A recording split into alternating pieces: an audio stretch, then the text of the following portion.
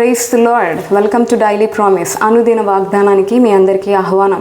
ఈరోజు దేవుని యొక్క వాక్యం మనం చూసినట్లయితే కొలస్సీయులకు రాసిన పత్రిక 3వ అధ్యాయం 15వ వచనంలో ఒక చక్కని మాట విధంగా వ్రాయబడి ఉంది. ఏమని అంటే, క్రీస్తు అనుగ్రహించు సమాధానము మీ హృదయములలో ఏలచుండనీయుడి. ఇందు కొరకే మీరొక్క శరీరముగా పిలువబడితిరి మరియు కృతజ్ఞులై ఉండుడి. In Jesus name amen. ఇక్కడ భక్తుడైన పౌలు కొలస్సీ సంఘానికి తెలియజేస్తున్నాడు. ఏమని అంటే, క్రీస్తు అనుగ్రహించు సమాధానం మీ హృదయములలో ఏలచుండనీయుడి. క్రీస్తు నీకు నాకు ఏం అనుగ్రహించాడు అంటే తన సమాధానాన్ని మనకి అనుగ్రహించాడు. అందుకే యోహాను సువార్త 14వ అధ్యాయంలో ప్రభువైన యేసుక్రీస్తు ఒక మాట అంటారు. ఏమని అంటే, నా శాంతినే మీకు అనుగ్రహించుచున్నాను, లోకం ఇచ్చినట్లు కాదు, నా శాంతినే మీకు అనుగ్రహిస్తున్నాను అంటున్నాడు. నిజమే, ఒక మనిషి జీవితంలో శాంతి సమాధానం కావాలి కదండి.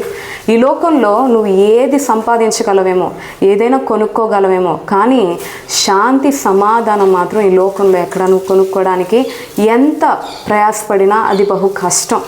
కొనుక్కోలేవు, సంపాదించలేవు. దేవుడు అంటున్నాడు, లోకం ఇచ్చినట్లు కాదు, లోకంలో ఉండే శాంతి సమాధానం 1 గంట ఉంటుంది, 2 గంటలు ఉంటుంది, 3 గంటలు ఉంటుంది, తర్వాత మాయమైపోయింది. తర్వాత మరలా విచారమే, మనోదుఃఖమే కదా. కానీ ప్రభువైన యేసుక్రీస్తు మనకు అనుగ్రహించిన శాంతి సమాధానం అది నిత్యము నిలిచి ఉండేది. హల్లెలూయా. యేసుక్రీస్తు నీకు నాకు శాంతిని అనుగ్రహించాడు, సమాధానం ఇచ్చాడు. ఇక్కడ భక్తుడు ఏమంటున్నాడంటే, క్రీస్తు అనుగ్రహించు సమాధానము మీ హృదయములలో ఏలచుండనీయుడి. అదే మన హృదయాల్ని ఏలాలి.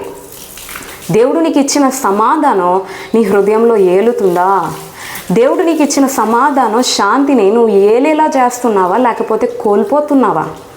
నా జీవితంలో దేవుడిచ్చిన శాంతి సమాధానాన్ని నిత్యము ఏలేవారిగా, అది ఏలుచుండేలాగా మనం చేసేవారిగా ఉండాలండి.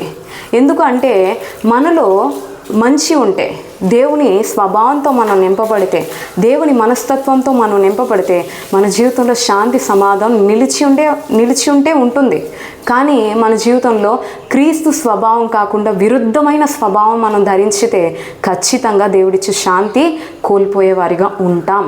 ఎందుకంటే మీరు పై వచనంలో చూసినట్లయితే 12వ వచనంలో ఒక మాట ఈ విధంగా వ్రాయబడి ఉంది. ఏమని అంటే, కాగా దేవుని చేత ఏర్పరచబడిన వారును పరిశుద్ధులను ప్రియులైన వారికి తగినట్లు మీరు జాలిగల మనస్సును, దయాలత్వమును, వినయమును, సాత్వికమును, దీర్ఘశాంతమును ధరించుకోండి అంటున్నాడు.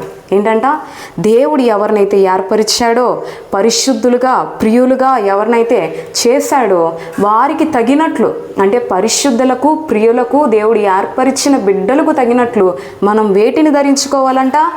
జాలి గల మనస్సును ధరించుకోవాలి, దయాలత్వం ధరించుకోవాలి, వినయం ధరించుకోవాలి, సాత్వికం ధరించుకోవాలి, దీర్ఘశాంతం ధరించుకునే వారిగా ఉండాలి. ఈరోజు మన జీవితంలో దీర్ఘశాంతం లేదనుకో, దయాలత్వం లేదనుకో, జాలి కలిగిన మనసు లేదనుకో, వినయ స్వభావం లేదనుకో, మన జీవితంలో ఎక్కడ శాంతి సమాధానం నిలిచి ఉంటుంది? దేవుడిచ్చే శాంతి సమాధానం మన జీవితంలో నిలిచి ఉండదు కదా. మన జీవితం అంతయు ద్వేష భావాలతో, కుట్రలతో, అహంతో, గర్వంతో, అహంభావంతో నిలిచి ఉంటే, మన జీవితం అంతయు నింపుకుంటే మన జీవితంలో దేవుడిచ్చే శాంతి సమాధానం ఎక్కడ నిలుస్తుంది మన హృదయంలో?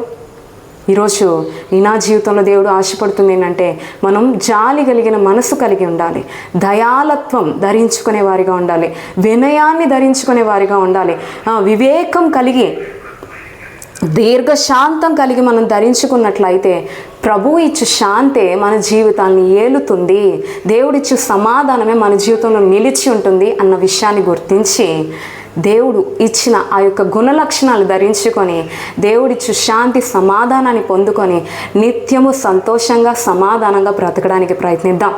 అటువంటి గొప్ప కృప ప్రభు మనకి ఎల్లప్పుడూ దయచేయునుగాక. ఆమేన్.